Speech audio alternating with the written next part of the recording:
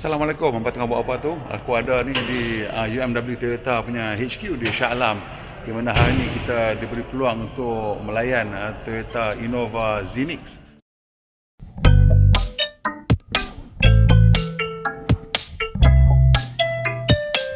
Jadi Toyota Innova ni dah ada dua jenis kenderaan lah kita kata sekarang, iaitu Zenix yang serba baru dan CG yang current generation.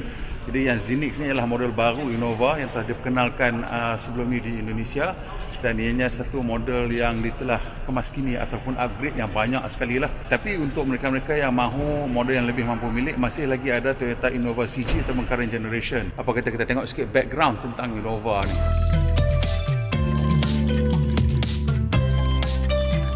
So sedikit backgrounder tentang Innova ni. Jadi Innova ni dia mula sebagai satu produk IMV lah, ataupun dia panggil International Multi-Purpose Vehicle, iaitu satu siri produk yang telah dihasilkan oleh Toyota untuk pasaran membangun, di mana mereka juga menggunakan produk ini untuk melancarkan ataupun membangunkan sebuah pusat R&D di luar Jepun yang pertama, yang full-fledged. Jadi apa yang mereka lakukan di situ ialah menggunakan asas kerangka tangga ataupun ladder frame chassis daripada Hilux untuk menghasilkan tiga produk. Salah satunya ialah Toyota Innova dan yang keduanya ialah Toyota Fortuner. Okay, dalam IMV itu juga ada Toyota Avanza lah, tapi that's a smaller product. So kali ini dia orang telah membuat keputusan untuk meninggalkan ladder frame chassis dan menggunakan monocoque lah untuk Innova ni. Dari segi reka bentuk Innova ni, kita dah nampak satu perubahan yang besar telah berlaku lah, di mana reka bentuknya nampak lebih sporty, lebih muda dan lebih lasak, dan juga ianya lebih nampak ke arah crossover daripada MPV straight lah. So ini salah satu perubahan yang besar yang kita nampak. Tapi perubahan yang paling besar sebenarnya berlaku di bawah bonet kereta ni lah, iaitu dua benda yang telah berlaku. Yang pertama sekali, mereka telah menawarkan kereta ni dengan teknologi hybrid buat kali pertama, dan Innova ni tidak lagi menggunakan ladder frame chassis ataupun kerangka tangga, sekarang menggunakan unibody ataupun monocoque construction yang menjanjikan keselesaan yang lebih, pemanduan yang lebih jitu, dan juga tahap NVH ataupun noise vibration harshness, bunyi gegaran kekasaran yang jauh lebih rendah. Di depan kita ni ada dua variasi daripada Innova Zenix ni. Yang putih ni ialah kereta jenis hybrid. Yang ini datang dengan enjin 2 liter, Atkinson cycle, dan bateri 1.4 kW nickel metal hydride. Dan yang ini pula ialah kereta berenjin petrol sepenuhnya. Yang ini menggunakan enjin 2 liter dynamic force, yang juga variation of the Atkinson cycle, tapi slightly different dia tuning lah. Yang ini pula menggunakan kotak gear CVT. So perbezaan besar antara dua ni dari segi enjin, dan yang keduanya dari segi bilangan tempat duduk. Jadi untuk yang Innova Hybrid ni, dia datang hanya dengan 7 tempat duduk, di mana barisan kedua tu menggunakan captain's chair, dan di mana ini pula menggunakan hanya normal bench seat lah. So itu yang antara perbezaan yang besar yang kita boleh nampak. Daripada luar kalau kita tengok, susah nak nampak perbezaan dia. Saya rasa sama, hampir 100% sama, kecuali dengan badging hybrid dekat pintu dan dekat belakang. Selain itu tak ada apa perbezaan. Cuma kalau you tengok atas bumbung, akan nampak lah yang Innova Hybrid ni ada panoramic sunroof.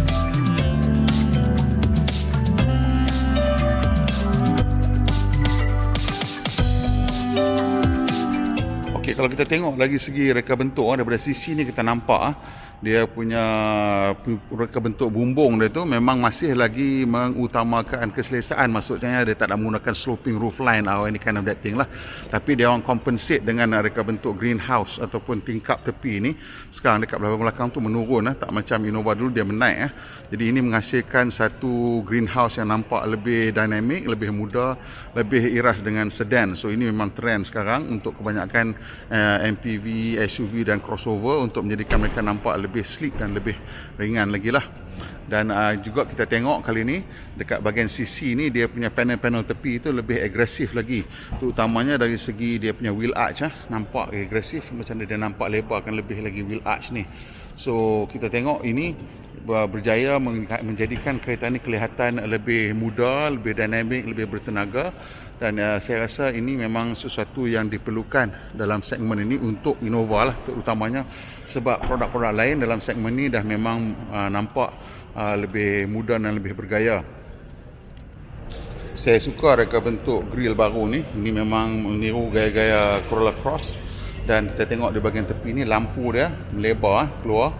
So kita tengok secara keseluruhan banyak elemen-elemen horizontal ataupun mendatar yang menjadikan kereta ni kelihatan lebih lebar dan lebih rendah dan lebih sporty. Dia dah tak banyak nampak tegak sangat. Cuma ada sedikit elemen vertikal ataupun menegak di bahagian tepi ni untuk menjadikan dia punya sisi tu lebih turun ke bawah secara lebih jelas dan nampak kelihatan lebih mencengkam jalan. So dengan gaya reka bentuk telah berjaya menghasilkan kuda-kuda yang nampak lebih sporty dan lebih kukuh lah. Kalau kita mentengok aja macam ni, kita mungkin tak tahu perbezaan besar tu. Nampak macam lebih kurang sama aja, dan memang betul pun sebenarnya dia punya panjang tu bertambah 20 mm, lebar bertambah 15 mm, tetapi yang kita nampak banyak sangat berbeza di sini adalah sebenarnya dia punya wheelbase.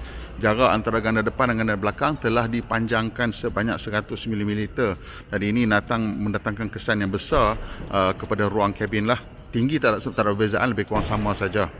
Dan penggunaan chassis TNGA monocoque ni juga menjimatkan 170 kg. Selain daripada itu, ia juga menjana lantai yang mendata ataupun flat floor untuk keseluruhan kabin lah. Jadi tadi bila dia orang tambah dia punya wheelbase tu, apa yang berlaku ialah overhang ni menjadi lebih pendek lah. Jadi front overhang pendek lagi sebanyak 55 mm, so a lot shorter. Ini menjadikan kereta ni kelihatan lebih dinamik. Kalau kita perasan yang Innova dulu memang dia punya dagu nampak macam panjang kan lah. So yang kat belakang ni pun dah dipotong sebanyak 25 mm. Of course ini semua membantu dari segi nak panjat bukit kan, nak ragai ke apa kan, tapi selain daripada tu yang menjadikan kereta ni kelihatan lebih dinamik, kerana bila kita ada roda di hujung-hujung, di bucu-bucu, kelihatan dia lebih kuda-kuda, dia lebih sasar dan nampak lebih mencengkam. Ground clearance ialah 155 mm dan dia punya turn radius ialah 5.67. So both are really decent numbers, especially that turning radius lah, yang akan membantu kenderaan ini besar di dalam kawasan bandar. Bila ada quite a small turn radius for big vehicle like this, untuk kenderaan besar macam ni, ini akan membantu kita lah, lebih senang untuk kendali dia.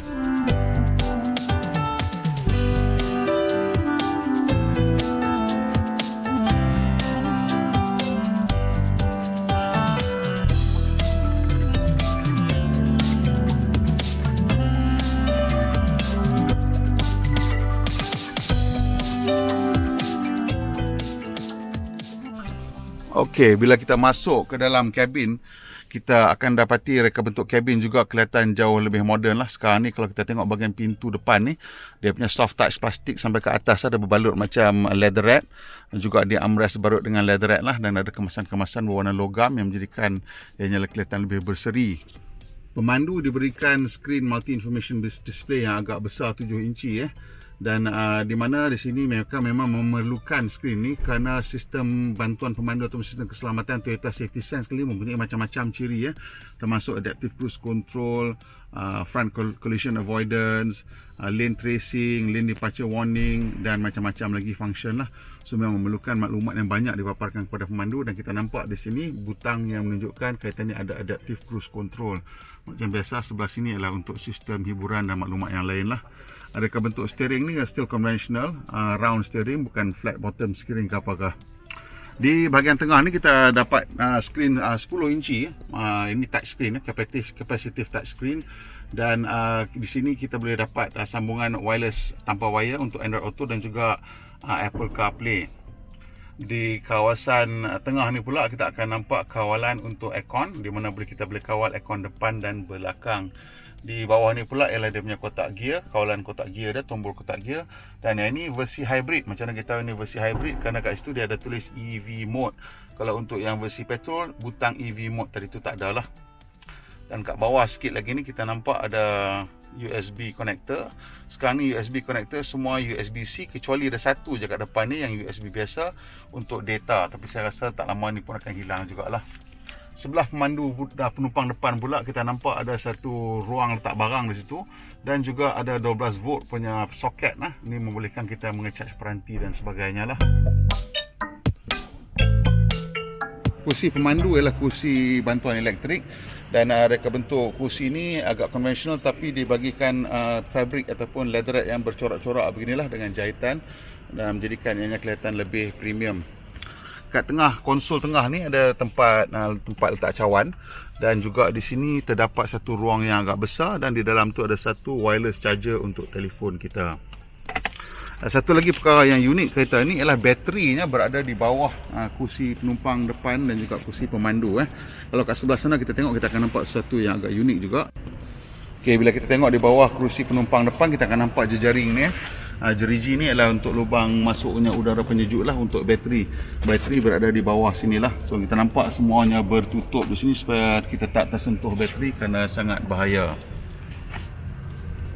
Kalau kita tolak kursi pemandu sampai ke depan maksimum, kita akan nampak tanda amaran ni, jangan pijak. So bawah ni ada bateri lah. Itu yang kenapa dia kata jangan pijak. Nampak juga bertutup dan juga kita nampak di sini lantainya adalah flat ataupun mendata. Kat belakang ni ada kawalan untuk aircon, di mana ada juga auto function di sini, dan lagi dua sambungan USB, dan kedua-duanya ialah USB-C. Untuk model hybrid ni datang dengan panoramic sunroof.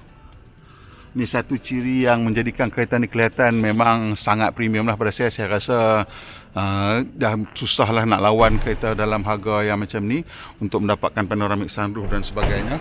Dan kita tengok juga untuk model hybrid ni datang dengan captain's chair. Jadi dengan adanya captain's chair, penumpang barisan kedua ni adalah jauh lebih selesa lagi lah, dan berasa sangat premium.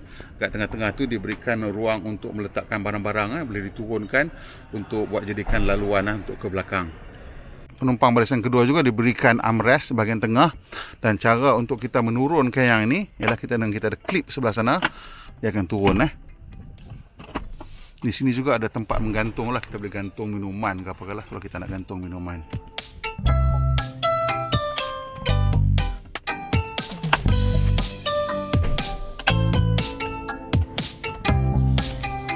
Kalau kita turunkan, setelah rupa dia, kita boleh gunakan sebagai laluan ke belakang.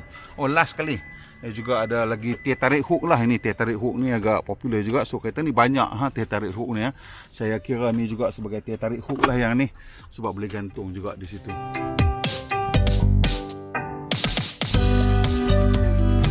Okey, saya sekarang masuk ke barisan ketiga, di mana you boleh nampak lutut saya ni kira ngam-ngam lah, dan kursi depan ni. Tapi yang bagusnya kerana saya boleh sandarkan kursi barisan ketiga ni. Bila saya sandarkan, dia macam tarik kursi tu ke bawah sikit, dan tiba-tiba ada ruang. Tu yang bagusnya. Dan kita juga boleh laraskan kita punya head restraint. So bila dilaraskan untuk menjadikan kereta ni ada tempat sandar dan ruang kaki yang okey, saya rasa tiap-tiap barisan adalah praktikal untuk digunakan, even untuk adults, even on medium length trip. Tapi kita kena cuba in real life lah. But so far nampaknya macam itulah. Dan juga kat belakang ni juga ada aircon vent. So tak ada isu lah kot. Selain daripada keupayaan untuk menyandarkan, kita tengok dekat sini juga ada 12 volt punya power outlet, dan juga 2 cup holder. So belakang ni ada 4 cup holder lah, dan sini ada macam ruang sikit untuk kita letak kita punya phone ke apakah semasa charging.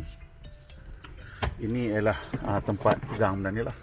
Dan saya rasa ini adalah tempat grip. Dia mold in grip supaya bila kita nak masuk, kita boleh grip masuk ke dalam kabin untuk membantu kita masuk lah. Okey, ini adalah kabin yang jenis bukan hybrid, dan second row seat ni dapat seat yang split 60-40, di mana kita boleh gunakan untuk turunkan flat ke untuk bawa barang-barang. Dan kat belakang sana sama je seat dia macam yang hybrid, 50-50 split.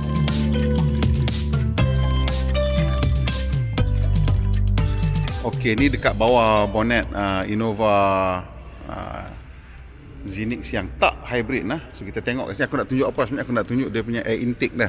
So yang ni dia punya air intake, dia lalu this funky shape thing, dia turun bawah pergi ke airbox sebelum masuk ke dalam enjin. Okay, so note that layout dengan dia punya airbox kat bawah tu. dan dia punya shape dia punya apa ni orang panggil resonator chamber ni macam ni. Dan bila kita datang ke sebelah sini, dia punya rupa dia berbeza. Satu airbox berada di atas dan dia punya resonator chamber ni pun shape dia berbeza lah. Dan of course satu sebab ialah kerana dia nak kena ubahkan kedudukan airbox ni kerana ada apa orang panggil inverter dan apa sebagainya kat belakang bawah tu untuk hybrid lah. Tetapi kalau Toyota ni kita tahu dia boleh juga je letak benda ni kat atas untuk kereta sana, tapi dia letak benda tu kat bawah. So I suspect it's because dua-dua enjin ni sebenarnya enjin yang sama. 2 liter ni dynamic force engine, same block, same everything.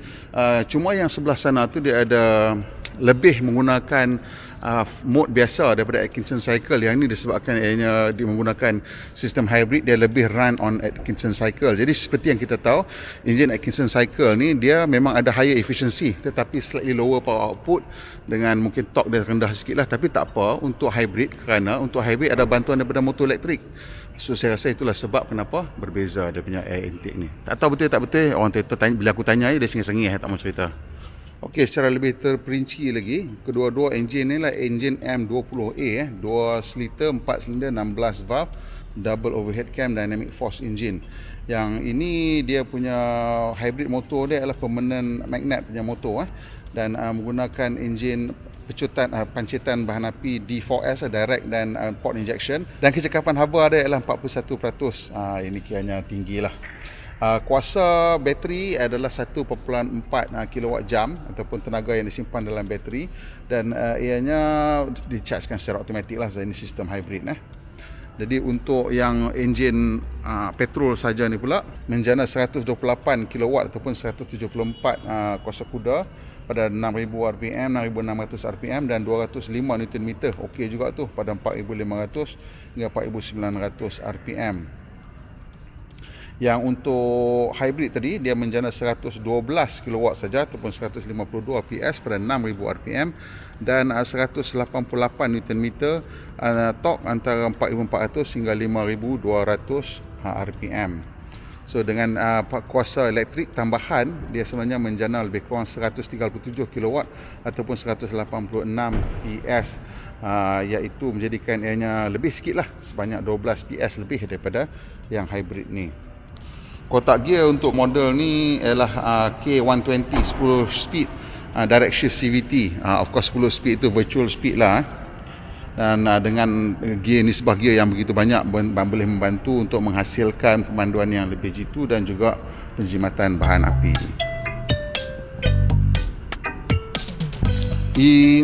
Versi hybrid ni dia ada EV mode macam di mana ia boleh bergerak hanya dengan menggunakan elektrik semata-mata, tapi jarak dia tak jauh sangatlah. Saya ingat dapat 2-3 km tu boleh dapatlah, sebab dia punya kuasa pun hanya 1.4 kW saja dalam bateri itu. Untuk saya lah highlight daripada Innova Zenix ni ialah dia punya sistem keselamatan dia. Sistem keselamatan dia memang cukup banyak lah, dan kemuncaknya ialah sistem Toyota Safety Sense 3.0.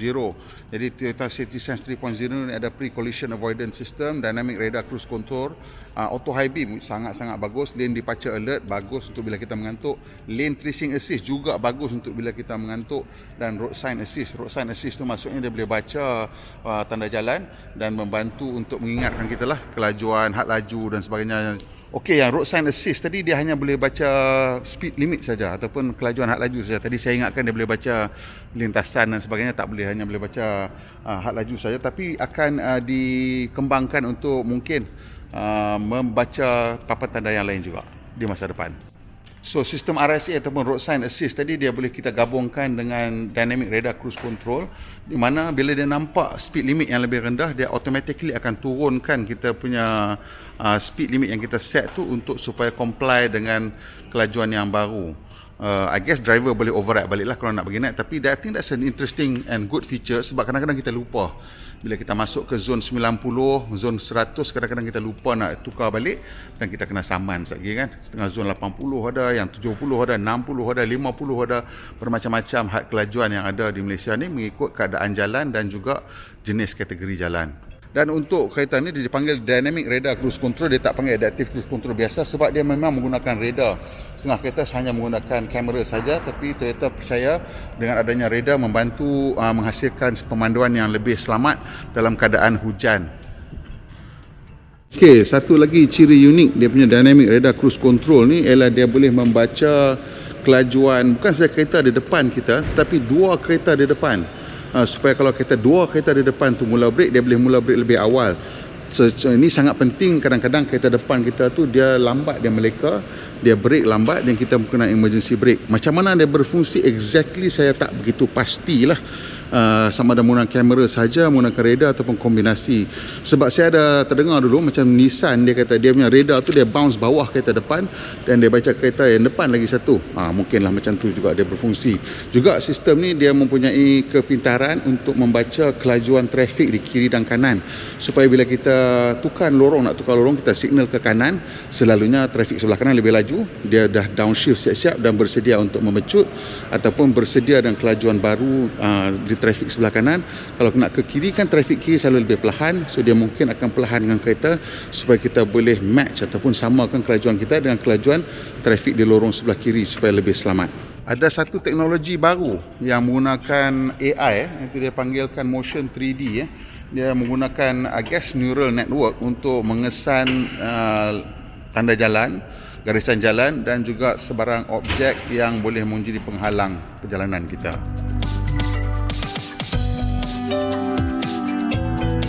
Okey, terakhir sekali kita nak cerita tentang harga lah. Jadi yang kereta putih ni ialah kereta versi hybrid, yang ni harga dia 202,000, di mana yang sebelah sana tu yang warna kelabu tu ialah kereta versi petrol, yang tu bermula pada RM165,000. Jadi Toyota ni dia jarang bagi satu produk tu pada harga yang terlalu murah. Dia pandai baca pasaran lah. So saya nak tanyalah kawan-kawan, sama ada betul ke Toyota baca pasaran kali ni dengan menawarkan Innova Zenix petrol tu pada harga RM165,000 dan Innova Zenix hybrid ni pada harga RM202,000. Perbezaan daripada segi spesifikasi memang ada, iaitu untuk Innova Zenix ni of course ada sistem pacuan hybrid yang sangat menjimatkan, kita percaya. Tak boleh nak bagi lagi berapa dia punya fuel consumption sebab kita belum cuba lagi. Dan yang keduanya of course yang Innova Zenix yang dapat captain's chair untuk barisan kedua, dan juga dapat panoramic sunroof, dan of course meter cluster dia lain lah, berbeza sikit. Dan kat situlah dia punya kelebihan-kelebihan dia. Adakah ini cukup untuk justify harga peningkatan RM37,000 berbeza dengan Innova petrol? Saya pun tak pasti, tapi kemungkinan adalah kiraan dan bacaan Toyota yang membuatkan mereka merasa ianya boleh ditawarkan pada harga tersebut. Saya rasa harga tersebut memang premium, tetapi dengan ciri yang ditawarkan cukup menarik, kerana kalau anda sedang mencari satu produk yang premium, mungkin anda teringin nak pergi try Recon punya market, cari yang Voxy ke ataupun Alphard yang lebih lama. Sekarang ada satu pilihan di mana dengan harga yang lebih kurang sama, anda boleh mendapat satu kereta serba baru dengan full warranty daripada BMW Toyota. Dan of course ini adalah produk yang terkini lah daripada Toyota, dan juga produk baru belum ada orang sentuh lagi. So macam mana? Boleh tolong beritahu kat bawah tak, sama ada hampa rasa kereta ni harga dia Toyota baca dengan tepat ataupun adalah terlalu mahal sedikit lah. Saya rasa macam tepat je harga dia. Macam mana pendapat hampa? Okey, sampai situ je video kita hari ni. Kalau suka boleh tolong tekan sikit butang like tu dan kongsi dengan kawan-kawan, dan juga macam biasa tekan butang langganan dan juga butang loceng. Pemandu Malaysia, pemandu yang berhemah, kita jumpa lagi insya-Allah.